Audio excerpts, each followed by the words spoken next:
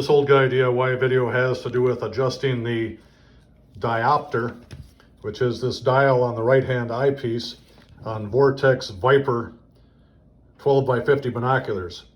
So I recently bought these binoculars from an online auction site, and when I got them, I tried to turn this little sight ring.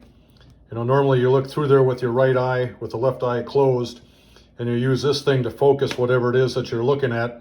And then once that is set up, you use this dial in the middle to zero the binoculars so you get your best view.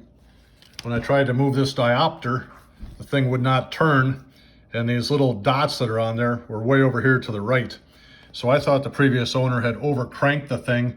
I wasn't going to use the channel locks on a high-dollar pair of binoculars. So I called Vortex, the company with the best customer service in the world.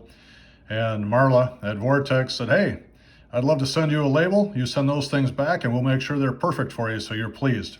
So with their label, I sent the binoculars in thinking that I had a problem here. And when they sent the binoculars back, there was this little note on it.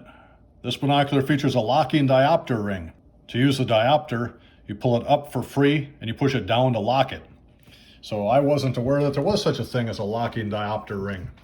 So you see here, the thing will move, and once you get it in the position you like it, if you push it down, now it's locked in place. So while I thought I had purchased an item that was falsely advertised, in fact the binoculars work just the way they're supposed to, I didn't understand how to use it. And as long as Vortex had the binoculars, they give this little checklist of all the cool things they've done for you. Then they pack it nicely in a box and send it back with a smile. So if you do get a pair of Vortex binoculars and this diopter ring will not turn, my suggestion is try to pull it up first.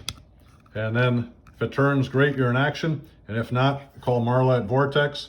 She'll take good care of you. Thank you for watching and have a nice day.